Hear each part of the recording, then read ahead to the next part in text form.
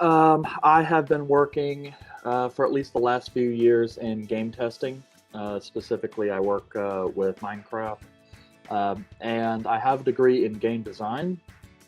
Uh, but while I do enjoy testing, over time, I was looking to make a change into development type stuff, just because I enjoy that work more.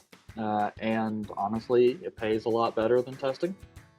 So, but my problem is I was trying to have to not take 4 years to get a degree and to not have to come up with $20,000 or $30,000 to do so. So Hmm. that took a lot of investigation on my part to figure out what my options were. And then whenever I looked at WGU and reviewed the curriculum and then took a look at the price, especially the ability to only take as long as I need to, especially because like I started working at 15 as a PC maintenance technician. So I've been in the tech industry and doing programming for a long time. So I mostly needed something that was going to allow me to skip over the stuff that I already knew and get to the stuff that I needed to learn. So when I looked at that and then saw that it was at a price I could actually pay out of pocket, I was like, all right, well, I guess we'll give this a shot and see what it's like. Well, fantastic. I mean, that was just perfect. You said, I've been working. You really demonstrate why so many people love WGU, because it empowers them to move through the program faster and saving time and money. Have you had the experience of learning something, let's say in your class, and then being able to apply it in your current job? Um, yes, actually, one of the things that we do now that I've actually had to learn about when we were doing virtualization and some networking stuff, learning those web technologies and specifically hypervisors and things about being able to break up virtualized environments into multiple subgroups.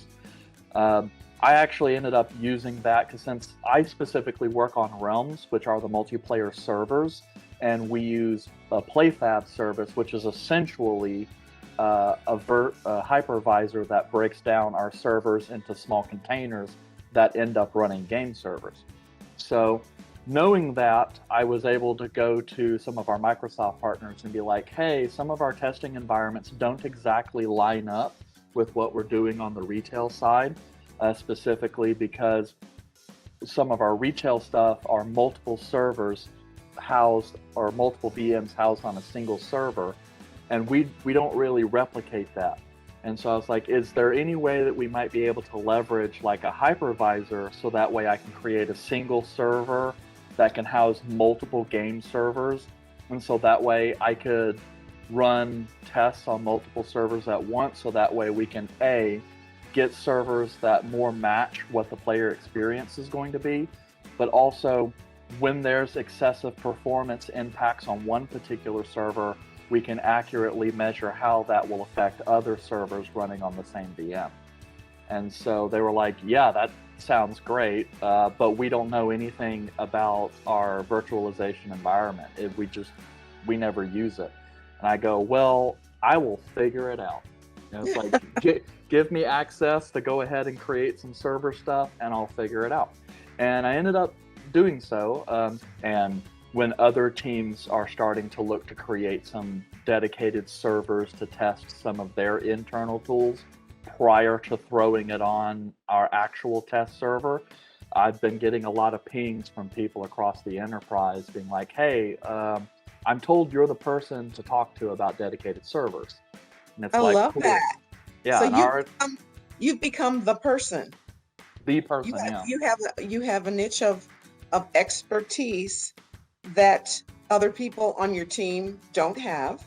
And so it Mhm. puts a spotlight on you because you're contributing in a different way and you're innovative.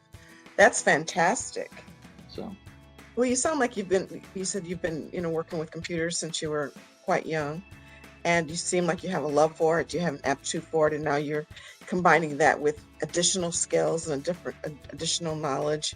You have your degree, and then you begin to look for what really will be your career, which we know in IT, like everything else, it'll change. But mhm. the beauty is that you're taking those steps. So tell me, what would it mean for you to receive the scholarship? Well, as I said, one of the biggest things for me was cost. You know, I'm in my 30s. I have a household to maintain now. So when I looked at this and said, man, it comes down to time and money a lot. Hmm. And obviously, any additional money that I can receive is money that can go and help support my family or achieve other goals that I have. Well, I have some really great news. Hmm. You have been awarded. Can you see that? Woo! Yes, Yes, nice and you big. have been awarded a $4,000 Resiliency Grant. So I'm so excited to share that with you. And it's wonderful to for all of us if we have an opportunity to just make things a little easier on our pathway. And so how such a nice way to do that, because it's definitely nicer to have a picture and a face to go with it instead of just an email. I know I was a little concerned at first. I was like, man, I filled this stuff out like 3 months ago and I haven't heard back. I was Yeah, like, I guess no news is good news, yeah, good things maybe. happen to those who wait.